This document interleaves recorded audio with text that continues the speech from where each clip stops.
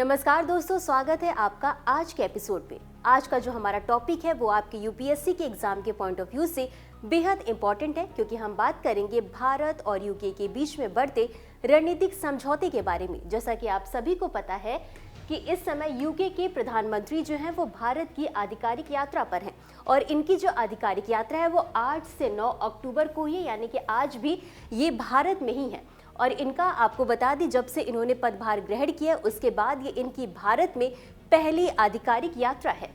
उद्देश्य की बात करें तो इसका सीधा सा उद्देश्य है भारत और यूके के बीच रणनीतिक संबंधों को मजबूत करना, आर्थिक वृद्धि को गति देना और ऐसे ही संबंधित विविध पहलुओं पर मुख्य फोकस करना।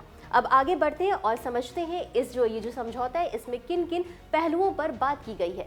तो सबसे पहला तो भारत और यूके के बीच में विजन 2035 की बात की गई है। तो विजन 2035 क्या है, एक बार हम इस पे नजर डाल लेते हैं, समझ लेते हैं।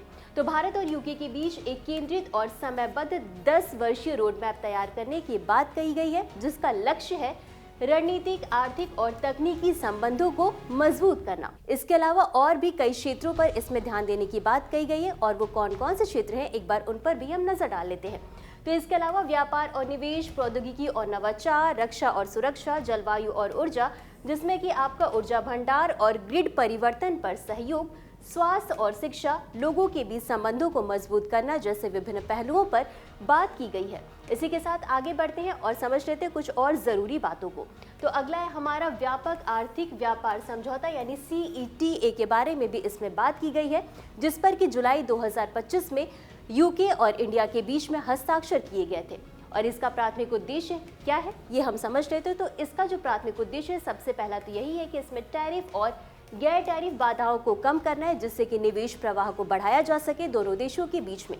इसके साथ ही दोनों अर्थव्यवस्था में जब निवेश बढ़ेगा तो दोनों देशों में रोजगार के नए अवसर भी पैदा होंगे। इसके साथ ही सेवा क्षेत्र में बाजार पहुंच बढ़ाना, जिसमें कि आपका वित्तीय, व्यावसायिक, दूरसंचार और डिजिटल व्यापार को शामिल किया गया है। इसके अलावा बौद्धिक संपदा अधिकार को सुरक्षित रखना, निवेश को भी संरक्षित करना और प्रतिस्पर्धा संबंधी कुछ नए नियमों को बनाने की बात कही गई है। अब देख लेते हैं कि इससे आखिर लाभ क्या मिलेगा। तो सबसे पहला है व्यापार वृद्धि। ये जो समझौता हुआ उसमें ये बात कही गई है कि 2030 तक दोनों देशों के बीच में द्विपक्षीय व्यापार को दोगुना करने की संभावना है, जो कि लगभग 112 बिलियन अमेरिकी डॉलर तक पहुंचाए जाने की बात कही गई है। इसके साथ ही ये जो समझौता हुआ इससे 25.50 अरब पाउंड का व्यापार भी बढ़ सकता है, जो कि ब्रिटेन का सबसे बड़ा व्यापार मिशन है। इसके साथ ही कुछ लाभार्थी क्षेत्र भी होंगे भारत में जिन पर की टैरिफ को पूरी तरीके से समाप्त करने की बात की जा रही है। वो कौन कौन से? वो वस्त्र, चमड़ा, रत्न एवं आभूषण जैसे जो पहलू हैं, इन पर जो है टैरिफ को पूरी तरीके से समाप्त करने की बात की जा रही है। अब आगे बढ़ते हैं और समझ लेते हैं इससे संबंधित कुछ अन्य प्रमुख जो है चर्चाएं और समझौते कौन कौन से हुए हैं। तो अगला है संयुक्त आर्थिक एवं व्यापार समिति यानी JETCO की बात की गई है। इसका पुनर्गठन करने की बात की गई और इससे संबंधित शर्तों पर हस्ताक्षर भी किए जाएंगे। लेकिन इसका उद्देश्य क्या है? तो इसका सीधा सा उद्देश्य है दोनों देशों के बीच आर्थिक संबंधों को बढ़ावा देना, व्यापार सहयोग को मजबूत ढांचा देना और CETA के कार्यान्वयन को आगे बढ़ाना। CETA क्या है इसको अभी हमने तुरंत ही समझा है। इसके अलावा रक्षा और सुरक्षा सहयोग को भी बढ़ाने की बात की गई है। इसमें सैन्य प्रशिक्षण में दोनों देश एक दूसरे के प्रति समझौता करेंगे और दोनों देश जो है एक दूसरे के सैनिकों को प्रशिक्षित करेंगे। अगला है हिंद प्रशांत क्षेत्र में समुद्री सुरक्षा सहयोग को भी बढ़ावा दिया जाएगा इस समझौते के माध्यम से। इसके अलावा जो महत्वपूर्ण खनिज हैं उन पर उद्योग संघ और आपूर्ति श्रृंखला वेधशाला स्थापित करने की भी बात कही गई है। अब आगे बढ़ते और समझ लेते हैं शिक्षा और सांस्कृतिक सहयोग की भी इसमें बात की गई है, जिसमें कि ब्रिटेन के 9 विश्वविद्यालय जो हैं वो भारत में अपने परिसर खोलेंगे। वहीं साउथहैम्पटन जो विश्वविद्यालय है उसका गुरुग्राम में पहला परिसर खोला जा चुका है और वहां पर एडमिशन्स भी आरंभ हो चुके हैं। फिल्म उद्योग की बात करें तो फिल्म उद्योग में ब्रिटेन में बॉलीवुड फिल्मों बनाने के लिए भी समझौता किया गया है। किसके किसके बीच?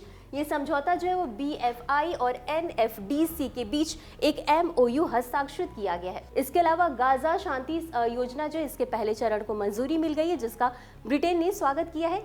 साथ ही साथ मुंबई में ग्लोबल फिनटेक फेस्ट के 6ठे संस्करण में भी दोनों देश के नेता ने भाग लिया है। तो ये था हमारा आज का पूरा डिस्कशन। अब आगे बढ़ते हैं और देख लेते हैं इससे संबंधित एक अभ्यास प्रश्न को।